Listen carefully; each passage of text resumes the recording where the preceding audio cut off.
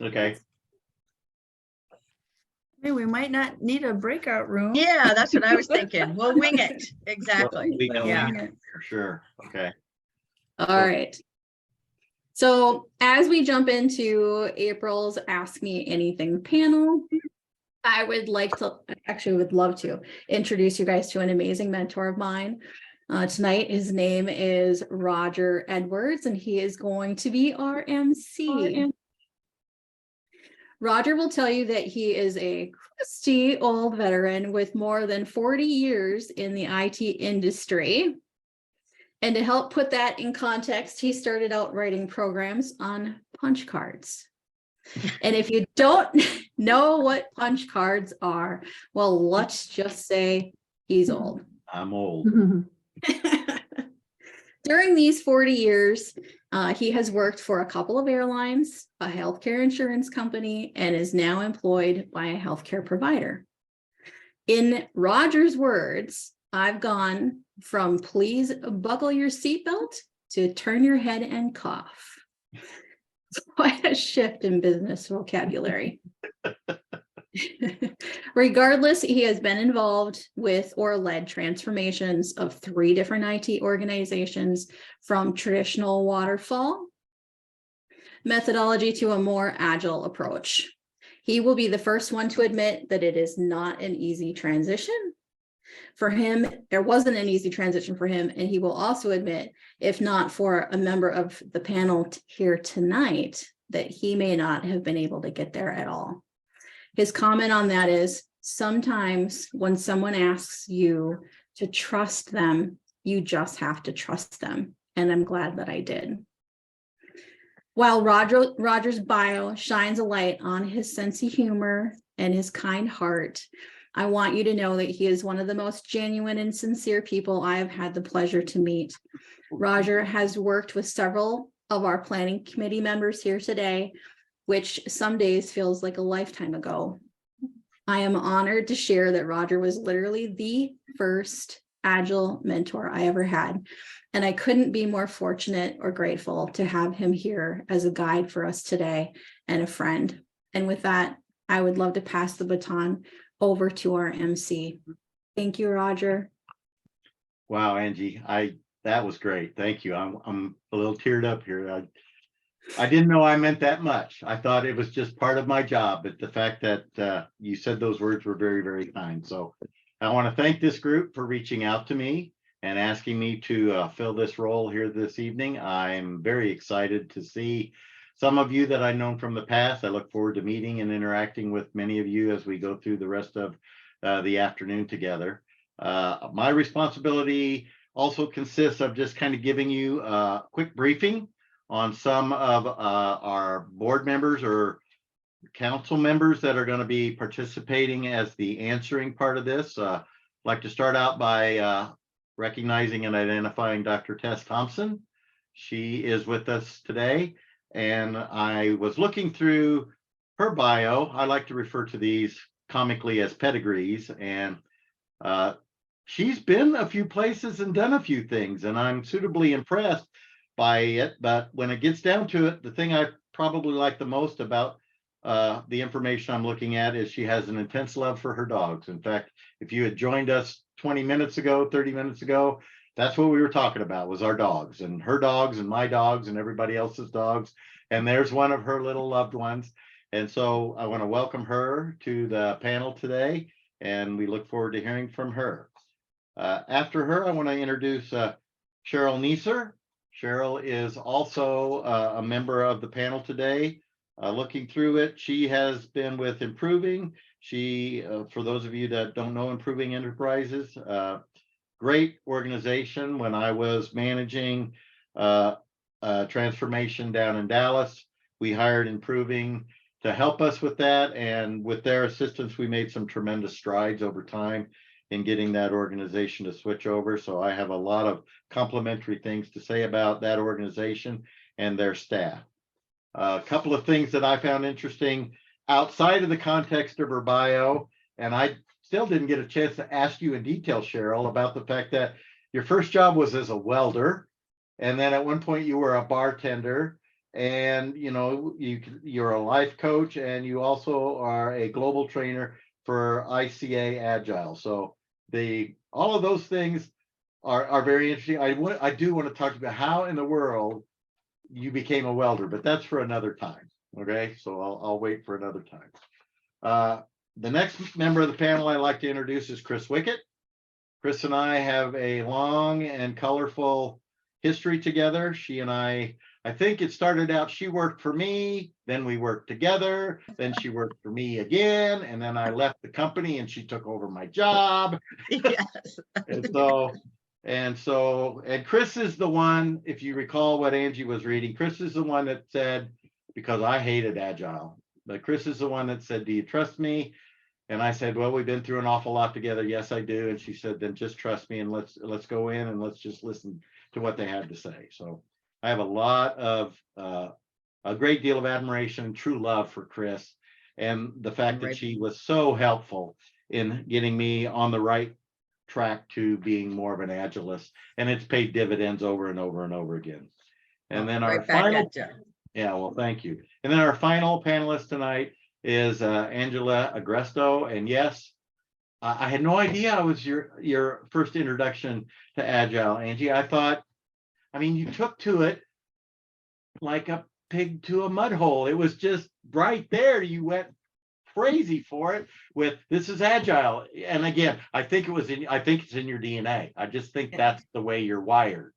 And the thing I love most about Angie and watching her go through that indoctrination was her scrum room, her work room where her team would meet for their daily scrums was without question the most entertaining room to go visit, because this girl used all of her creativity to help accent and decorate and create the Kanban boards and all of the things that the team needed. There was always this creative flair in Angie's room. In fact, I was a fellow Scrum Master at the time. Honestly, Angie, I was jealous of how much fun you and your team were having because of all that creativity. My guys just came in and said, this is what I did yesterday. This is what I'm going to do today. And I don't have anything in the way. But so that's our panel. If you're interested in more of the detail, I believe I was told that the bios and ways to contact all of us are available out in maybe the invite, or there is a notification. So please, after the course of the evening, if there's someone you really feel you could benefit from interacting with, please go out there, get a hold of their contact information. We're not putting it out there just for grins and giggles. We definitely are interested in you guys reaching out if you want to talk to us. Okay. So with that, I agree. I don't think we have the body count that would dictate we use the breakout room concept. So what I would like to do is, is there a means by which people can raise their hand? Yes. Or do I need you to type in the chat, which makes You can also do this. Okay, yeah, there's not that. For those of you that don't have your camera on, if you want to turn your camera on, if you're opposed to turning your camera, oh, there's Cheryl knows how to raise your hand. How do you do that, Cheryl? Reactions down at the In bottom. the reactions. Okay, so if you'd like to raise your hand, I can sure call on you. You can pose your question to the panel. I can direct the question, or if somebody on the panel just says, oh man, that's got to be my question, please feel free to jump in. So let's just start off with who would like to raise their hand and throw a question at the panel. And you don't want me to start. Bring it on, bring it on. Okay, all right. So I'm currently. I see a question. Oh, you do? Led's got a question. Okay, go ahead. Yeah, just to get started, I am curious in the next year and having all the transformation in the economy that we're going through. What do you think will be the most relevant skills for Agile professionals? What do you think will be what we need to focus on, what we need to improve, and what will be in demand, having this hybrid mode, maybe remote first mode, people start to work or continue working, having this AI revolution going on and other things. What is your opinion about the most relevant skills for Agile professionals? Thank you. So I'm going to throw that to you, Dr. Thompson. What do you think? Because I get your body language is saying you've got a thought. I do. So I've got a couple thoughts. And one is what I'm seeing is the market trends that are happening right now is, first of all, product ownership is super hot. You know, making sure that so for a while there, it was very much Scrum Master. Right now, it's product ownership. And I think it's because organizations really need to make sure they're delivering value and that the work that people are doing are the most valuable thing, and a lot more focus on product ownership. And even above just that product, it's around kind of the value streams and in that space, as well as OKRs or metrics around how to measure. So I'm seeing a lot of training right now around how to measure for product owners to make sure they're successful. My second thought is I'm seeing a lot of movement too. In fact, I just submitted to a conference as kind of, and some people aren't going to love this statement, but Scrum Masters being able to make sure they are also providing value, okay, beyond making sure their teams are up and running. We have to make sure that Scrum Masters are really providing value to the organization. And I know that a lot of Scrum Masters feel like they're hitting their head against the wall because organizations, you know, take a while to change, but we've got to make sure those impediments are transparent and they got to be working to remove them. They can't take the status quo as an answer. Anyone else on the panel have an additional thought? No, I'll just jump on the bandwagon on the connecting strategy to execution. I think at the team level and product level, in order to really reap the benefits of why we go through the transformations and why we want that nimble mindset and agility, is really getting that portfolio level at the same into that mindset. And seeing, it's been a gap, in my opinion, in the marketplace for a while. And I think it's finally catching up with everyone, well, not everyone's a big statement, but with organizations looking at their demand versus capacity, their ruthless prioritization. How do we simplify some of those things?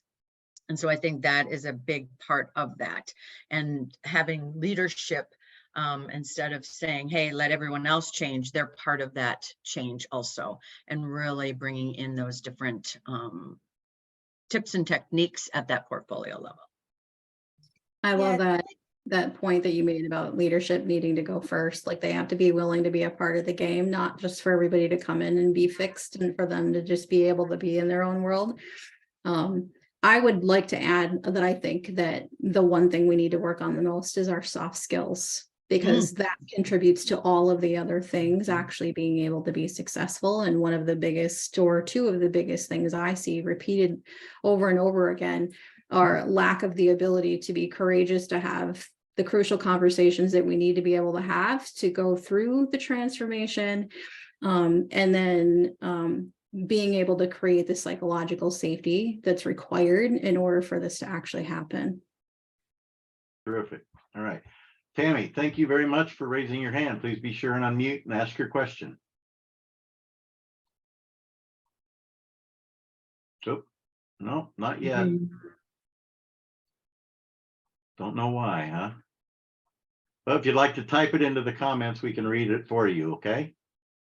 Are you muted on your keyboard too? Yeah, double check the headset.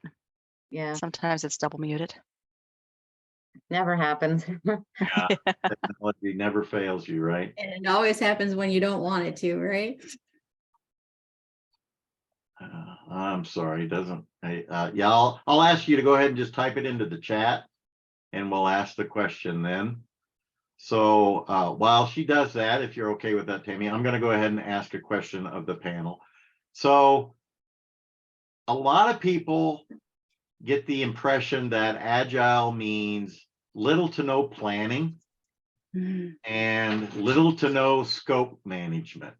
how does a member, how do you respond to that when you've got a member of leadership and their exposure to Agile leads them to that conclusion? And I'm gonna throw that at you, Cheryl. Let's start with you. What do you think? You're No, on mute. you're good at two. But I see So that glad is my that- chronic problem with the mute button. Yeah, but back to the hybrid. What do we see as the issue? But Yeah. you know, the thing about that is it is a very common question. It comes up all the time, and we always say, but we do plan. We plan a lot. We also just manage scope. So there still has to be that vision, right? You still have to have a strategy. You still have to know what, from a product ownership perspective, is going to be the thing or things that deliver value, and how it fits into your overall company strategy and vision for your product. And then the fact that with Agile, regardless of what you're using, whether it's Kanban or whether it's Scrum or whether it's, you know, Scrumban, whatever, you have things laid out. And it can be changed, right? We all know it can be changed, but it can be changed when things are done, when, say, the increment or the time box is complete. So I think it's a matter of truly just being real transparent with the fact that we do plan all the time. Every day is that discussion of what's the forecast for today? How are we doing against our plan? What changed?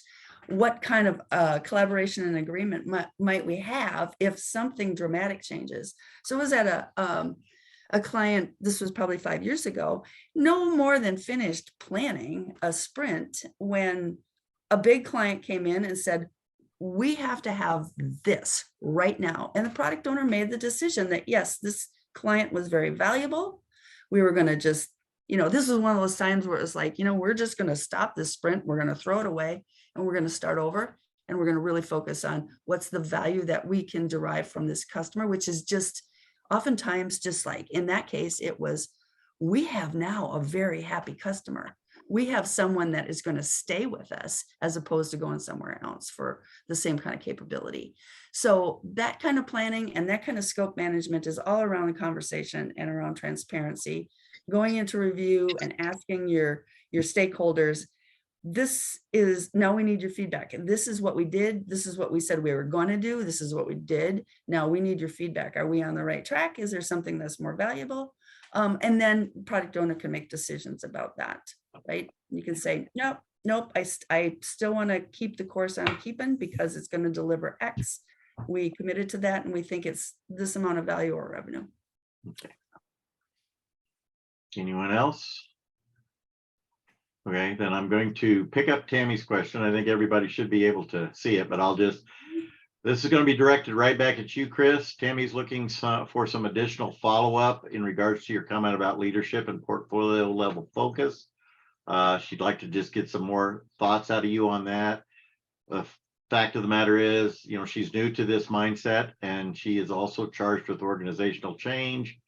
So she's got a group of BAs, PMs, and quality assurance people, and they're all responsible for app project and resource portfolio management. So here you go. How do I change from the way we are to the way we want to be, Chris?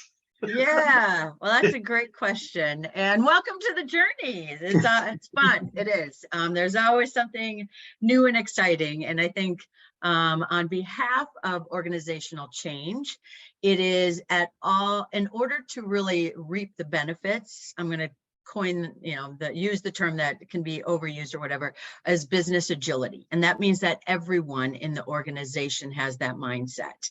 And so on behalf of, at that portfolio level, how are projects funded? How are priorities decided? How are projects sourced, if you will? Is it at individual, like if you have a resource manager, are they just literally putting people to teams and so on? So there is, I'm looking here for the first time we have achieved, project prioritization. Yay, that's huge. And so that is part of it. And then figuring out how do you fund things in smaller chunks. So that's, again, a big part of portfolio management. And on behalf of organizational change management, if I could I do a lot of things differently on the journey, but being mindful that at all and this is not from a hierarchy perspective, but just descriptive, from all levels of the organization, whether it be at leadership, and I do the more product and then teams, we're all on the journey together. And so what do we need to do to drive that? Because we are looking at chunking things with smaller planning horizons. We're looking at getting more predictable. And don't let funding say that it'll stop you, because you can do it. And that's something, if you have want more help on that, I would say, Rodger, when we were at American Airlines, that was the biggest thing, is we still had to do the annual funding. We still had to do all of the requirements we had, but we figured out how to do that in smaller chunks and how to then deliver things in those increments and still meet the needs of the organization and help bring finance along, help bring all of the organizations along. You will, in my opinion, have to change some of the templates, some of the standards, because we had to get different behavior. And so we renamed things, we ripped off the Band-Aid and so on. So I don't know, Tammy, if that helps, but if you query Lean Portfolio Management, that will give you a lot in that space. Okay. Yeah, you're welcome. All right. Another question from the group. Oh, we got all, okay, so great. Okay. Oh, I Amy. posted mine in the chat, but just kind of piggybacking off that, like I said, hi, I'm totally new to the group, so I don't know if you're all very IT based or not, but I no, thanks. Yeah, welcome. No, we're business technically IT, across yes. the border in Wisconsin, but I still consider myself Twin Cities. Yes.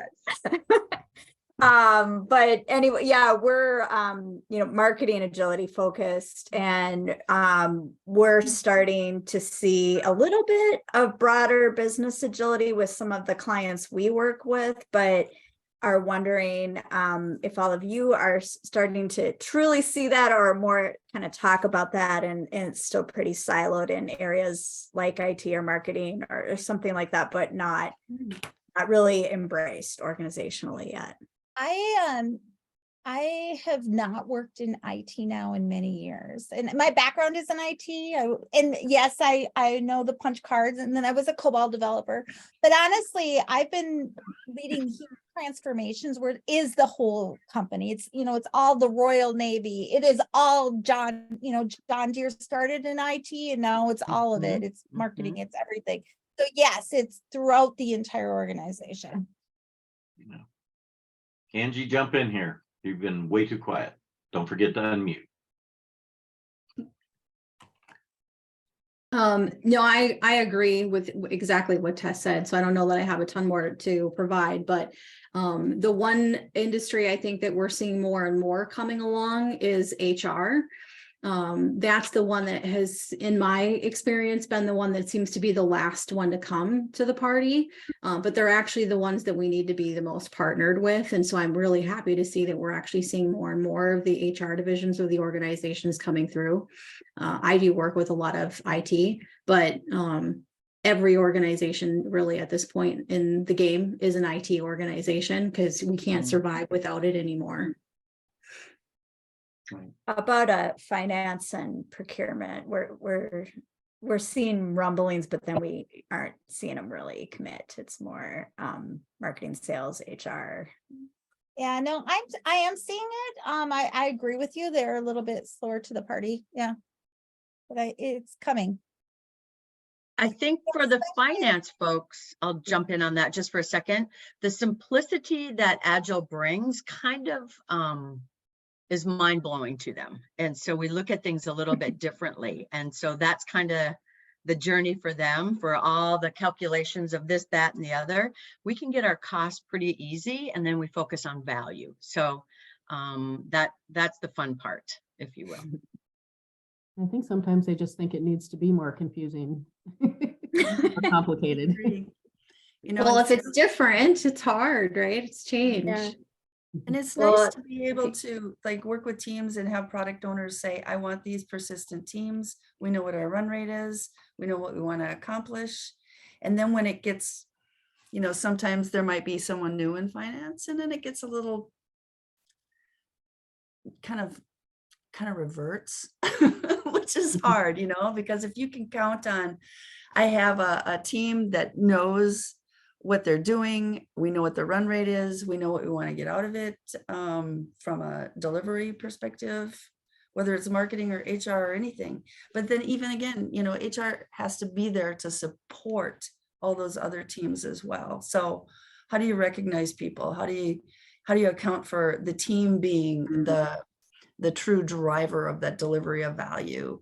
And it's not just by an individual basis. So, I mean, in the early years of me being engaged with Agile and Scrum, that was just a really big deal, trying to get everyone in, even a small company, aligned to what the mission and the vision was of that particular company, and how does everyone align to be able to support that mission and vision, and recognize and celebrate and deliver that value, I guess, against that product goal. So it hasn't changed a ton in the last, like 20 years, but it has changed some, which is like gives me hope. So I think part of why you're seeing the changes, or some of these domains start embracing Agile a little bit later, is, remember, it was first for complexity. I mean, Agile was created to deal with complexity. In some of these areas, finance, for example, doesn't really change. So it's not as complex as like building IT software, putting satellites in the air or whatever. So they've been kind of like, do we need it? Do we not need it? They've been kind of back and forth a little bit on it. I've seen some organizations that, maybe it's going to cost us a little bit more money to run this Agile. Is it worth doing it here in this area? And then they say, hey, it is, because now we have more engaged employees, that people like their jobs better, all of these other reasons to do it in this work that doesn't change. Yeah. So they're still seeing very positive results there. So it does work across all, whether it's a really complex kind of work or even something that doesn't change as often. I think Yeah, part of it I agree with that. is that if you look at the Agile manifesto, it reads software. So I think that turns off a lot of people.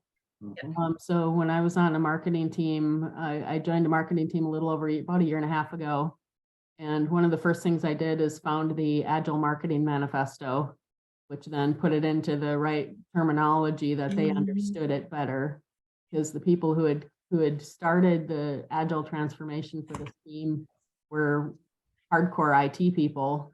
And you could hit, I listened to the recordings of their training sessions and things, and everything they said was, IT specific. And it's like, you could just hear that they wasn't sinking in because of that. So that was really important. So if there's anything that you can find that like that, those other areas, that would be really useful. Cheryl, I think you just said something that I have learned just over the last few years, especially being a trainer. I had to be very specific about the vocabulary I used by being a professional trainer. But now that I've been running transformations all over, I definitely go to the language that they understand. So if you want to call it a solution owner instead of a product owner, that's fine. So to me, because otherwise it's scary. It can be we have an entire different language in the Agile world. So I really try to learn their vocabulary, and then I use their vocabulary. It's also a really great invitation to ask them what they want to call it. You're hearing them, you're listening to them, and you're letting them kind of lead the journey, because it can be scary to change, no matter what it is that we're doing. And we're talking about the way that we work every day versus how we've been working, for years. Chris brought up a point earlier that we just made up our own names. And I tell that to organizations when I'm working with them all the time, and with teams, and talking about troubles even just with simple things like sizing. And it's like, well, I don't care if you size with cats and dogs. It really doesn't matter. It's about us having the conversation and then figuring out what the relative size is. But it's the same messaging across the board, and just being able to figure out what do we need to do and what do we need to call it, so that we can get everybody to buy in and figure out how to make the decisions to be able to step forward.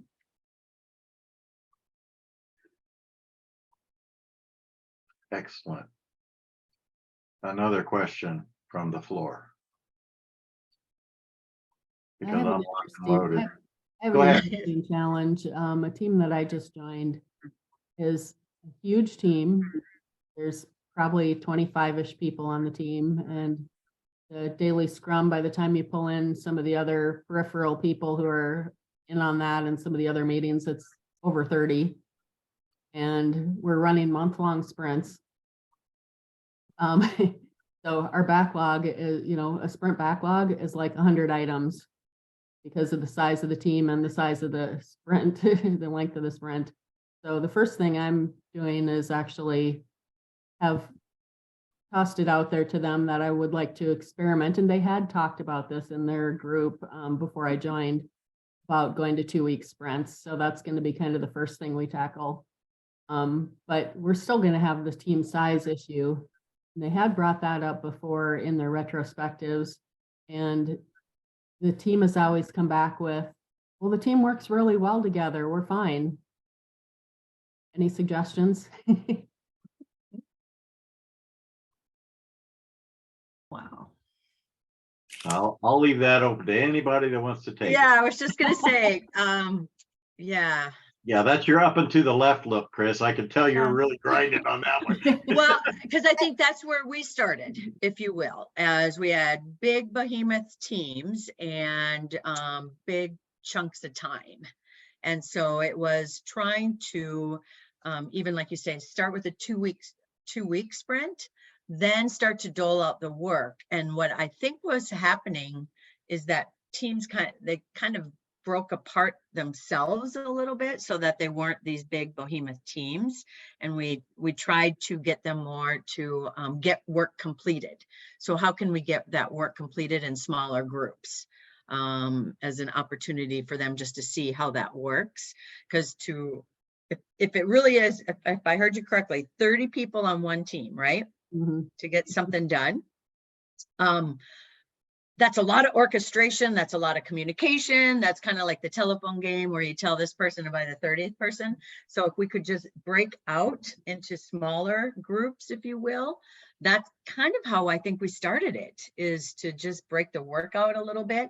Now, trying to make sure you've got cross-functional groups in those little breakouts is key so that they can learn that. But that's what I would do, is just trying to figure out what's little chunks inside. What are the groups of people we can put together towards that to just get something done? I think from my journey, and still what teams, well, is it done or is it done? And really focus on getting it done instead of done. Rodger laughs because we had to come up with that, and I'm sure every company does. We had to say, is it done or is it done? And so be fussy on having things really get done. I would also, kind of map out, I would use some metrics too, like what is the cost to the company of 30 people in that meeting for an hour? And they're going to be surprised at how expensive that is. Yeah. And hey, remember, we want to be more lean. We want to be more effective and efficient. So maybe we could accomplish this with less people and not cost as much money. So you pull metrics out. That usually helps make your case. And then always just be like, it's an experiment. Let's just try it. Can we just try it? Run the experiment, and then, can we give this a month of working in? And as Chris said, the smaller teams, they probably already have sub teams. They're just not calling it that way. Then fine, break them into those separate teams and work that way for a month. And then you'll probably find they're like, yeah, this is better. Because most people are just bored when there's a meeting of 30 people. Yeah, exactly. Yeah, it's like, we don't need all these people here. It's a waste of money. That's a good point. When I was on a waterfall team, probably 2017, the project manager insisted on having everyone who was anywhere touching the project be in this meeting. And I told him no, that I was going to represent my team. And so I went in and calculated. They were spending, if everybody went to that meeting for an hour, it was a daily defect call. Everyone went to that meeting for an hour a day. It cost the company $900,000 for the year. Yeah. Yeah, money talks.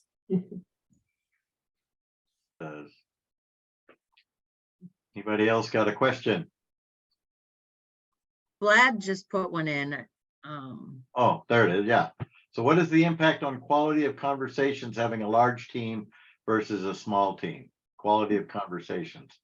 That's huge. You're all about talking, talk. Yeah. The more people that you put into a room, the less quality you're going to get in a conversation, and the longer it's going to take to make any type of decision, if you'll ever be able to reach a consensus. And in the classes that I teach around facilitation, we say that you don't want to have more than 6 to 12 people in a room if you want to have a really good conversation and get some outcome from it, not just outputs. The more people that are in the room, the less safe people feel to actually voice an honest opinion, and the more you're actually going to see people following the lead of others. So your conversations are not even going to be the same conversations the bigger the group gets. Yeah, and I was just going to piggyback off of the soft skills and styles, because to your point, Angie, if people are not comfortable speaking in large groups, they're not going to. And sometimes you need to have some of that, thought processing and so on.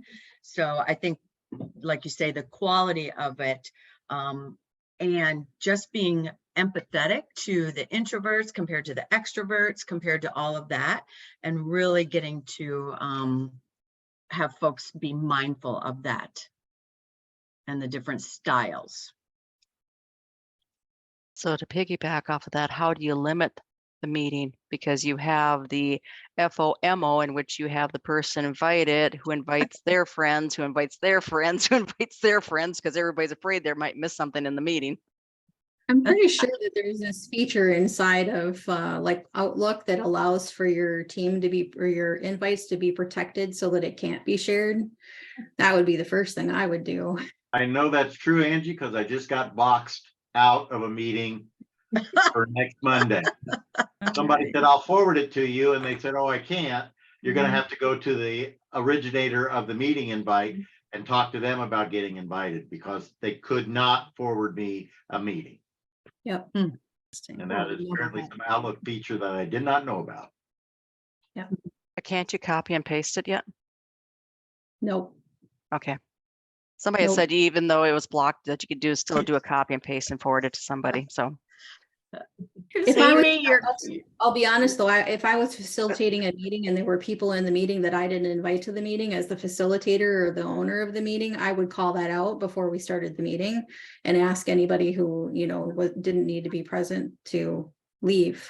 If there's something that you need to know, let me know and we can touch base, one off afterwards. But I just wouldn't permit it. That's me. So I have to answer Amy's question. Amy, you've been with me all of what, about 45 minutes now, and you really have to ask that question? What was the question? Yeah, she wanted to know what I did to get kicked out of the meeting, and they won't invite me. I think, and Chris mentioned this earlier, I think they know that if they invite me to the meeting, Reggie's going to show up. right. Infamous. But yeah, so just I'll add a little tidbit here too. Even before the Outlook feature, I became aware of that. I would specifically say if it was important that the audience stay as the audience is, I would specifically state in the invite, please do not forward this. If you feel additional representation needs to be brought to the meeting, contact me and let me know, and we can talk about it. But I would physically state, do not forward this, because I didn't know I could keep them from it. So I'd say, don't forward it. Yeah. All right. Any more questions? I'm just it's interesting. I just want to add something. Sure. As I don't know where I even read this yesterday or heard about it, but someone was saying, how do I keep, a bunch of managers out of like Scrum team meetings? And it's like, do you kick them out? And I'm like, it doesn't have to be harsh, like you grab them and throw them out the door, but you can say, this is for the team. The team's going to be talking about what they're going to do today. And if they have any obstacles, things that they need help with, and you don't need to be there. I mean, there used to be a time when it's like, well, like managers, other people can listen in, but, there again, the psychological safety aspect of it is diminished by having people in there. So that's when as a coach of any kind, you just say, I need to, talk to those people and say, the value that you provide is your experience with the domain, your experience with people, help them be the best team that they can be. You don't need to be in here. Just go spend your time creating value elsewhere, or focus on, like having one-on-ones with team members to find out what it is they think they need to be more successful as a team member. So I think it's hard for, we do a lot of training for product ownership or Scrum Master or whatever, but it is the managers that really need a lot of training, because a lot of times they're like, what's my job now? It's different. So we have to give them empathy too, because this is hard for them. Sometimes they're not brought into the training. They don't even know. It's like, what? Now I can't do this thing I used to do. So I think we need to also not only give them empathy, but kind of help them to understand, okay, what is it you need, and help them know where they can plug in to the review or whatever, so that they still have what they need to be able to do their jobs as well. And really try to get them being like, hey, you are really important to us and being successful. Help us remove these impediments that we have. That's where we need you. That made me think, like, we've circled all the way back to the first conversation that we started with, and that was, a conversation about leadership needing to go first. Like, they actually do need to be able to understand what it is we're doing, what are the values and the purposes of each of these meetings, and coaching them on what their part is. Yeah, I was going to say, we had a learning track just for leaders for that reason. And we taught them not the ins and outs of Scrum, if you will, but what do they do with that? How do you stop managing the work and leading the people? Because that is a different world for them. And when we go to persistent teams, I'm no longer applying team members instead of resources. I'm not going to say that because I'd snap the rubber band, but assigning team members to projects.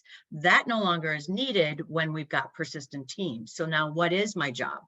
You've moved my cheese. And so we had a whole learning path for them. And we offer that still to this day of what does that look like?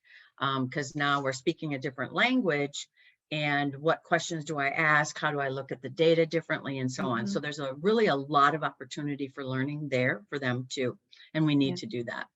Okay, so I'm looking at some of the comments, and I see both Tammy and Amy are kind of on this same bandwagon about leadership training and education. So can we spend just a minute or two giving them some very pointed direction as to where you might go, who you might talk to, what you might be able to do to kind of tee this up? Not only, let's go to this external entity for education, but also, how do I, as a member of an organization, talk to my leadership and help them see they need training? Because, Chris, I'll go back to back in the day. It's very difficult for leaders to accept direction from their subordinates. So as an individual in the organization, when I got to go talk to my director and say, you need some training, how do I deliver? Yeah, see, Amy gets it. How do I deliver that message without doing some significant career damage? So I'll throw that out to the group as well. So is that what you did, Rodger, to get kicked out? You Yeah. If you want to buy me a beer, I'll tell you a story I had when I was in a meeting with the woman who is now the CIO at American Airlines, and some of the things she said to me after I said some things to her. Well, I would say at our organization, what we do is we try really hard to get the leaders to go first when we have an organization that's like, oh, we want to pop up some Agile teams. And we're like, okay, let's talk through this. But when that doesn't happen, and they do start with the teams first, what we try to get the teams to do to really manage up is to just talk about how they need the support and where they're blocked, because it gives, people that are traditionally trained to more manage than lead, at least something to do, right? So they have some problems to solve. And then that sort of leads into, oh, you could learn more about that if you took this training. And those of you familiar with the IC Agile course that I referenced, it's all what you were talking about earlier, starting with those soft skills and understanding your leadership style and how that has to adapt, and then moving into a true servant, not the cliche, but a true servant leadership model. And then to your point, what do I do then if I'm not in the weeds and I'm not, micromanaging, then, what do I do? And when we start talking about strategy and planning and all these bigger visioning pieces, they're like, oh, there's not enough hours in the day to do all that. And we're like, right, so go over there. And they start to get it, but it's a walk up, right? I mean, you can't, anytime you tell them they need training or coaching, we do a lot of leadership coaching and things like that too. And the only way we get people to do coaching from us is we start with something like we do different assessments and things like that. And they'll always like, oh, I'll take an assessment and you can tell me all about myself. But if you just say open-ended coaching, they're like, I don't need coaching. I've been leading for years and I'm solid there.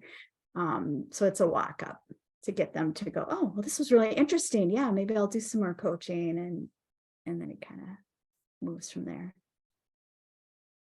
I'm going to pick up on what you just said, Amy, if you don't mind, is that self-awareness and I think their leadership style. I think one of the biggest epiphanies, and again, the history Rodger and I have, is doing something like Strength Finders or DISC or any of those style that you get to learn what your style is. Because if I am not a strategic person and now I'm being asked to do that, what does that mean for me? To your point, then do I need to go, can I go learn to do those kind of things? So I think that self-awareness is a really important component first. And that way they can figure out, because they may be one of the naysayers on change, and here they're going to be leading change. So what do I do there? And so again, the more they have that self-awareness, that confidence of their style, that can help them too in some of that space. Because I know for me, when I finally realized why I was driving people crazy, and exactly, a ranger, if you're familiar with Strength Finders, is my number one. And that means I take bits and pieces of this, throw away that, try this, and people are like, stop. And so, but I love that, but I had to get my self-awareness of that, and then know my audience. And then be mindful, when can I bring that out compared to when do I drive people crazy? So that's a huge part of it. We also use a little bit of peer pressure sometimes. We talk about the leadership group. And so we've started doing a little bit of a mix of not just training, but sort of training and facilitation together so it's not like, we're saying you need training. We're saying we're going to help guide you as a leadership team on how to start to build a leadership team backlog and move into transformation. So they're getting trained, they just don't realize it as they're kind of building it. And that's been going over a little better than just, you need to take our course in training. Agree. It does. Telling anybody they need training doesn't. Yeah, they don't take it well. Typically. Yeah, like Debbie's comment, exactly. Hey, this person might need it. Yeah. No, it works. Or if you start talking about things like, hey, I've heard this is really good, maybe it would benefit the team or us. Do you want to go? Can I go? I mean, it's all about finding tactful ways and also knowing your audience and who you're talking to and how they're going to respond to that less than stellar suggestion that they might take as something you think is, or that they might think that's negative when really you're trying to help the organization.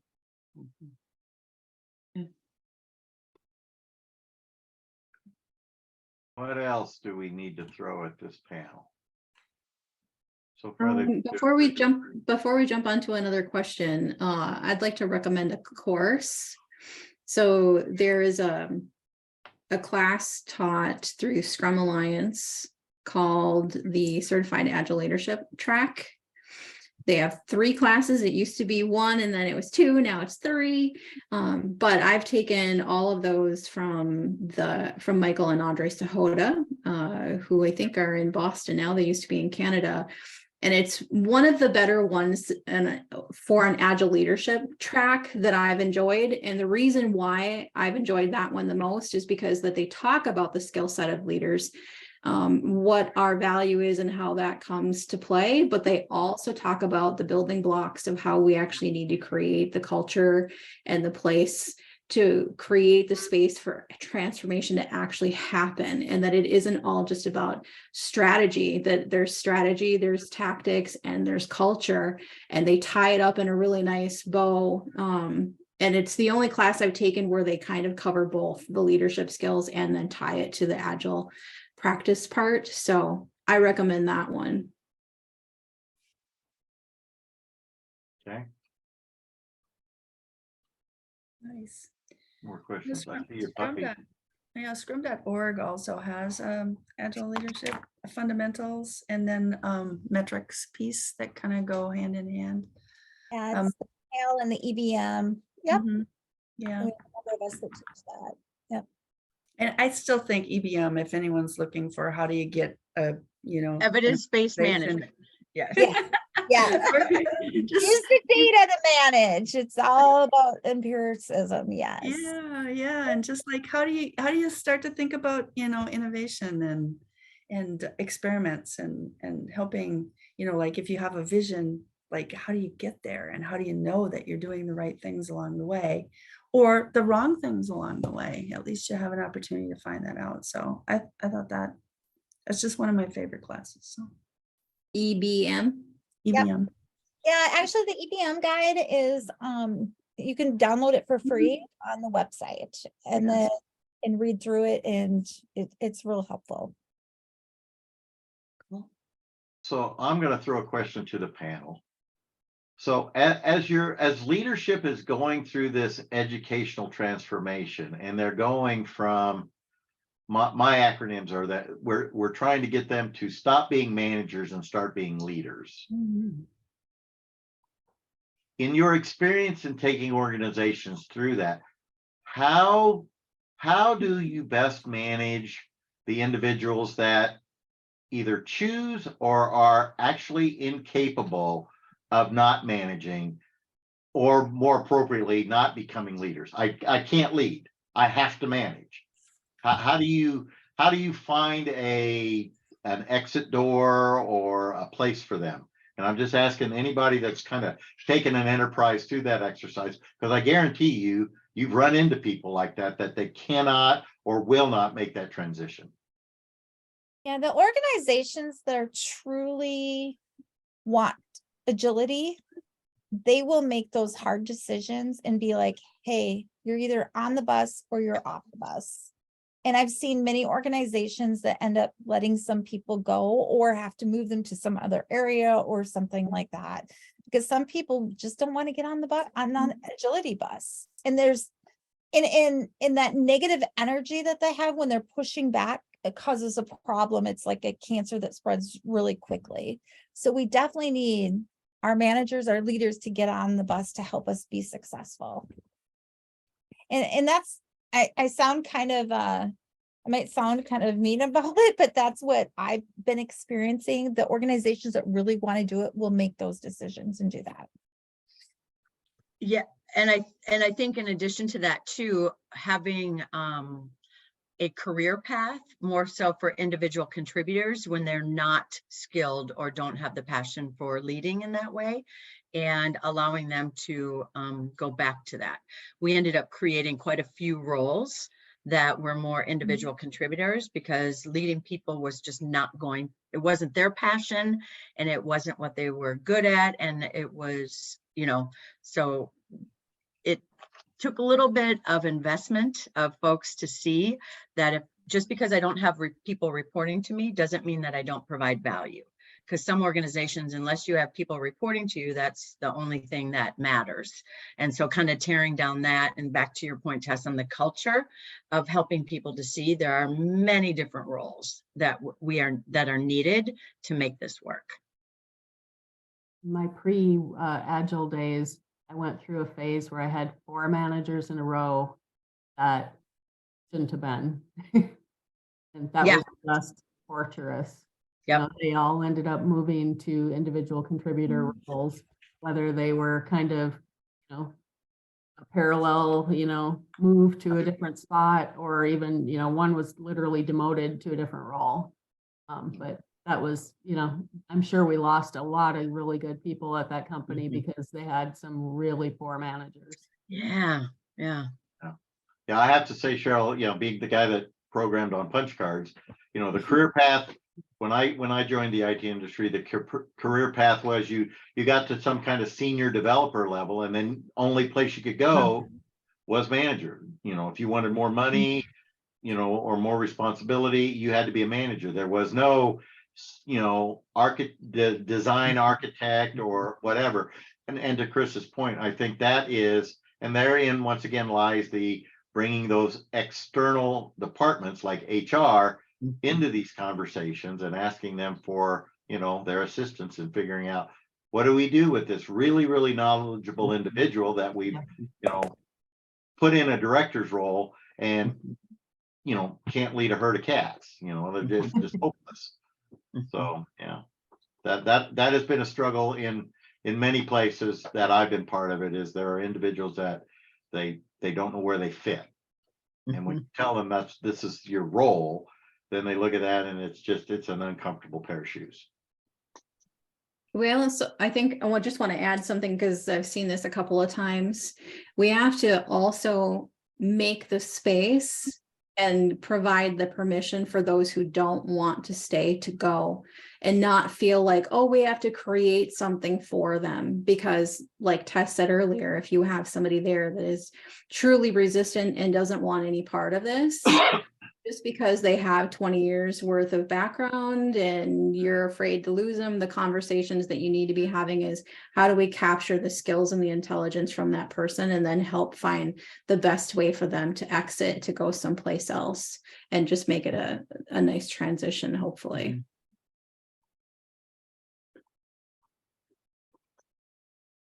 More questions, thoughts, personal experiences that you'd like to share? I have a question if anyone's built any kind of an ROI calculator. I'm working on that right now for transformations. I've done a lot of digging. There's a lot of material out there, but it's a lot of math.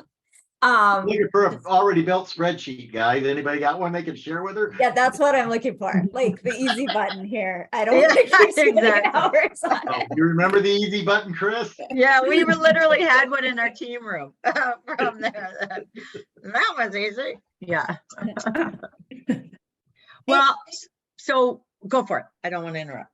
Go for it, Tess. I was just going to say, I don't know that you could have one that would be just completely generic, because on a transformation, I know every client I have, it's all somewhat unique. We make sure at the beginning that we come up with metrics that we can use to measure how the transformation is going. So we have kind of two sets. We do an assessment at the beginning to kind of see where they are on an business agility assessment, on like 5 dimensions. So we have that as a baseline, but then we also decide on other metrics, such as, are we going to be looking at cycle time? Are we going to look at happiness? There's some other ones, some key ones too, that we'll use throughout the transformation to measure. But it still tends to be a little bit unique to each company. So there is some kind of standard ones like cycle time, but there's other ones too, because ultimately agility is all to enable an organization to better meet their outcomes on their strategy. So if we can get some metrics around their strategy, and are we driving more customers to the website? Do we have more people going into the store now? Those kinds of metrics are really the important ones, and they have to be kind of unique to the client. Yeah, this was kind of more, I totally get where you're going. And yeah, we do something similar, and you're right. Like outcome wise, this is kind of more, what they're seeing as their current costs on certain things, right? Like time to market or things like that. and what that costs them. And then when we start saying, well, if you're going to do a full transformation, you're going to need all this stuff, and it's the sticker shock. And this is more that kind of sales conversation to get them to understand, well, the longer you wait to tighten this up, this is how much it costs you versus if you invest now in this. It's sort of that front end, not the full transformational outcome measurement, but more just you really can't wait to invest the time and resources. And I've seen different models, but it just would take me a long time to put them together. That's why I was wondering if anyone has anything. Yeah, what I've been doing is, because sticker shock, as you said, and on a full transformation, which can take years, and we're talking millions of dollars, I try to sell first. Let's do a reference model. We'll do a small group of just like maybe 3 teams here, and we'll baseline it, and we'll measure at the end of 6 or 12 weeks. And we'll see those metrics, and that helps to sell more across the organization. So do it like in waves, or let's just start with something small, get success, and then that helps to show the results other areas. That's almost like applying Agile to the transformation. Well, then you take the learnings from the first wave into the next wave, into the next wave, like, yeah. Eat your own dog food, so to speak, right? Yeah. And you still kind of have that conversation up front too, that, this is what we'll do. We'll see the results. If we were to do your entire company, you're looking at $4 million over the course of the next 2 years. However, let's just look at this right now. And who knows, and maybe along the way we'll help teach your internal coaches and your internal people to be able to pick up more of this. And yeah, I know. And Michael, we'll go. I'm just going to say, Amy, we had that exact same situation of, but if I could do it differently again from my learning, it would be, what problem or opportunity started us on this whole transformation, if you will. And then we truly looked at it, to Rodger's point, we managed it in an agile fashion. What are we trying to solve? And we created a roadmap, and we literally, all right, the first thing we want to do is this. And so it was chunking it up, just like you do a real project, and then figuring out what is the cost and what is that benefit we want to do for this, just getting everyone trained, if you will. And then we would say, okay, what are the outcomes that we gain from that? So it really was taking that whole way that we manage a project in an agile way and applying it to the transformation. And that's how I was able to defend a budget like that for 10 years. Good luck. If you will. that was the gift I left you with, is okay, now you got to fight for this money. Yeah. So definitely have been in that situation for sure. So if you would like any more on that, don't be shy to reach out, because definitely have done that. All right. yeah, it's kind of funny how companies want to do like a big bang waterfall on an agile transformation. I'm like, I know, exactly. Please don't. I have run, Tess, in my career with the agile mindset, I've run into so many people that, it's like buying a new pair of shoes. Oh, we want to be agile. And it's like, okay, do you have any idea what that really means? And they read an article, they talked to a vendor or something, or they just like the word.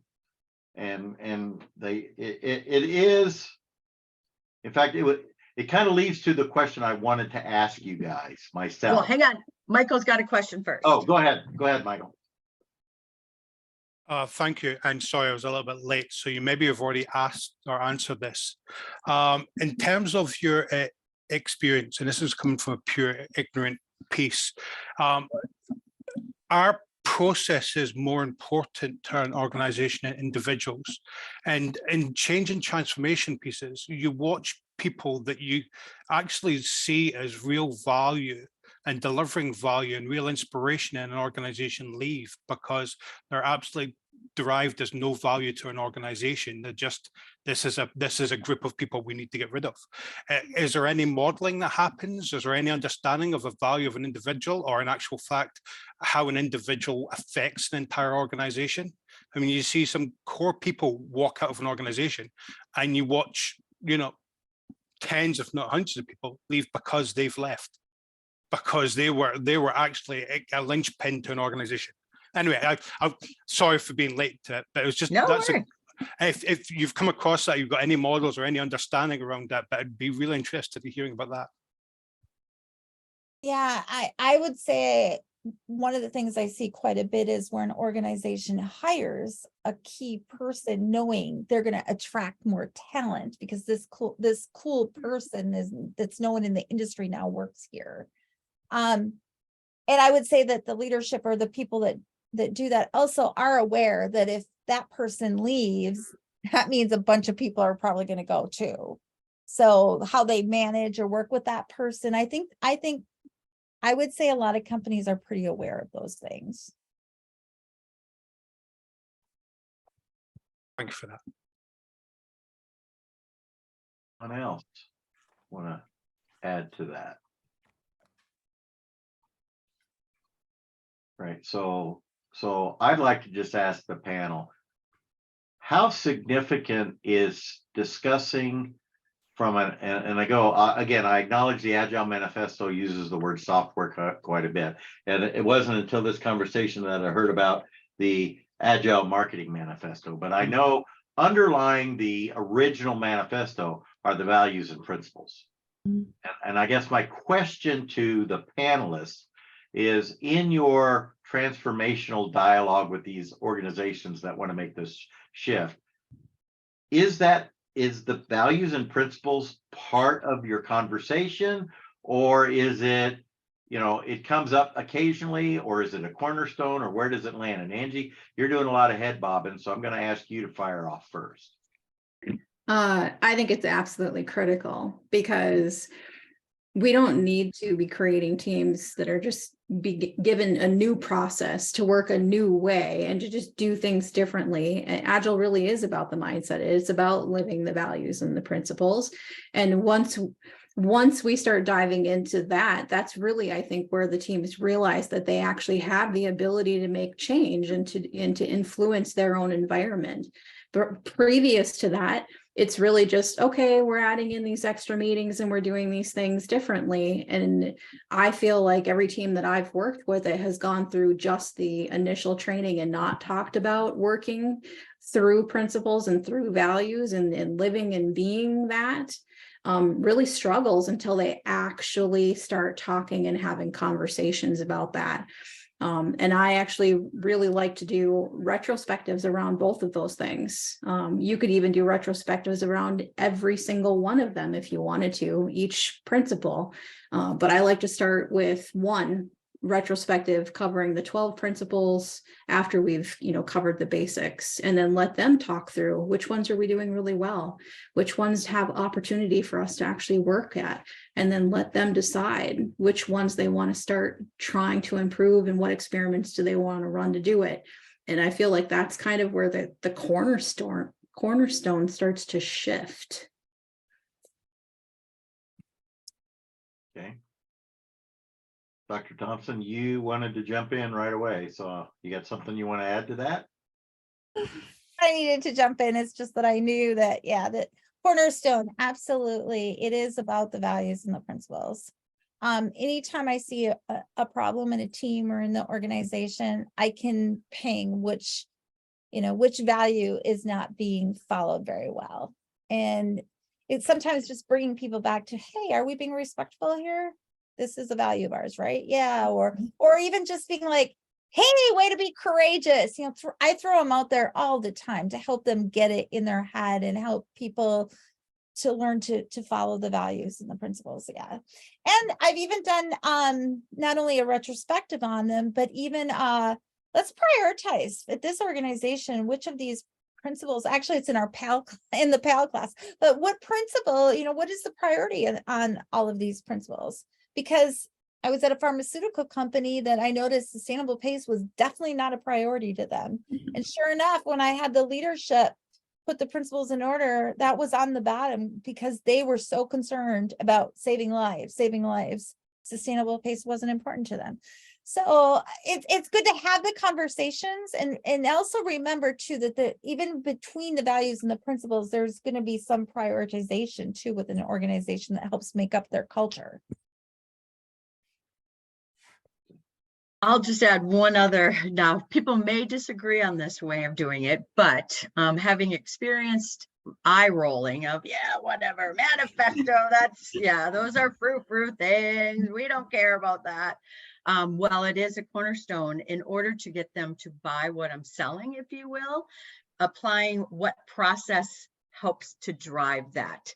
So it's bringing in some of that tactical stuff so that they can wrap their head around it to some extent. So like if satisfying the customer is the number one priority, then how can we do that through a process of some sort? Just so we can, from my experience, if they live, and a lot of it has to do with maturity and so on, but if they live in this process world, and I'm talking more hippie talk, how can I help connect those dots?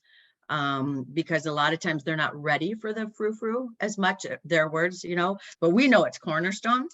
So I think if you, I have found that if you can tie it to the tactical world or the problems that they're solving or anything like that, that can assist them with seeing, and then eventually through the maturity and living through it, and back to the point you guys are both highlighting, continually refer back to it. This is why we value individuals and interactions over processes and tools and so on. But I want to add something else that I've found to help with the foo-foo, as Chris just called it. yeah. You know what? If you go into a company, before you go into a company, look at the company's values. Usually every company has their values on a website or something. Good one. So I Yeah. pull them and I compare them to the Scrum values and or the Agile Manifesto, and they're usually somewhat aligned. So then sometimes I'll just shift to, these are your values, you know, instead of that they're the Agile values or whatever. They're usually pretty much the same for most companies. Sometimes there's some differences, but That's a Good nice- idea. Yeah, Mhm. good It's a really idea. good idea. Yeah, you already got them on their heels when you hit them with their own value statement, right? exactly. Or if they have 3 of the, you know, of the values of the 5 or whatever, I'll focus on those 3 and not the other 2. Excellent. I sometimes use it as like their easy button, right? I'll say, you know, when they start going, oh, there's so much to understand when you get into all the frameworks and practices and all the stuff, right? And I keep going, but at the end of the day, it's really about this, remember? And in the marketing one, we only have 5 values and 10 principles, so it's really easy. And it's like, it's just these 5 things, right? Like, so don't get too caught up on this. And so they end up embracing that more because they see it as kind of their out, even though it's like, yeah, but you still have to do the things. So if you don't like this practice, then we're going to have to figure out how we're going to get that done. It's not a out, but they look at it different when I sort of pitch it that way. That's a great idea. I saw a stat that marketing is about to take over doing Agile more than software development. It's crazy. Oh, really? Yeah. I believe it. Marketing has so many amazing quickly make so much progress. I had a company call out to me about 2 weeks ago. They said, hey, we just went from 5 months to get a campaign out the door to, you know, like 5 weeks, thanks to Agile. Yeah, quick returns. I'll post, our company posts the state of Agile marketing every year, and we just came out with ours today, the 6th edition. So it's kind of interesting just to see the adoption rate, to your point. I'll put it in the chat here, but it's pretty cool. That's awesome. That is awesome. Thank you. I feel so disconnected. You guys have gone so far without me since I moved up here to, you know, the upper Midwest and went to work for the company I'm working in, and they're still struggling to get out of the box. And this has been great for me. I mean, this whole, I will be going to the Agile Marketing Manifesto sometime tomorrow, just because I didn't even know it existed until today. So I want to thank everybody for this conversation. I do want to make sure and just ask one last time if anybody else has anything that they want to ask the group. We're coming up on 6:30, and thank you also, Cheryl, for that link. That I appreciate that. And Amy, thank you for that link. So that's great. I will copy those out before I leave the meeting and get those off somewhere else. Again, anybody have anything else they'd like to pose to the panel? Vlad has his hand up. Oh, go ahead, Vlad. Thank you. I'm just curious. I didn't look into agile marketing yet, and I'm imagining marketing is something that is promoting a brand or developing a brand. And well, though I'm not expert there, in software development, obviously we score by delivering quality software. What is the measurement, the ultimate measurement of agile marketing? Like, how do we understand the outcomes? You want me to answer that one? Yeah, I was gonna say, and now that I have your link, Amy, I get your emails and all of that. Yeah, Part of we're your- pretty aggressive about marketing. Yes, yeah. Yeah, it's the outcomes are generally a lot of it's speed to market, because the market of marketing, right, is extremely dynamic, and you can't get out fast enough ahead of your competition. Yet we work with almost all Fortune 500 companies who are insanely slow, like 3 months to get an email campaign out. Like that, you just can't be that slow. So we look a lot at, the similar metrics to IT and other areas of efficiencies and removing waste and those kinds of areas to create that speed. So that's probably the number one reason people go into it. But marketing has some of the highest burnout and turnover rates as well. So again, kind of working at that culture angle. Marketers that work this way are much happier when their work is visualized and people can understand the crazy amounts that are on them, and the different directions that are coming from everywhere. So we typically look at things like NPS scores at the start of an agile adoption into transformation, and at the ends of some of those as well, because it's extremely high burnout rate, which is why I left marketing and do this now. It's intense. I'm trying to think of some of the other bigger collaboration is the other piece. Omni-channel is very big in marketing right now. It used to be this classic funnel. You set things up at the top and you waited for it to drip into a converted customer. And now the marketing funnel's dead. Customers come in from all over the place, and there's personalization and AI and all these different things. It's really tough for marketers working in silos to complete. So the whole cross-functional teams is a game changer in marketing. So we look at a lot of that as well, and effectiveness of campaigns, using data instead of how you always did things, all the same things that IT taught us. I love your stuff. I follow you. Yeah, really good. It's not my company. I know, but yeah. yeah. Our CEO, Andrea Freire, has written 2 books, and she's a really accomplished speaker. So she's all over the place, and really a pioneer in the marketing space.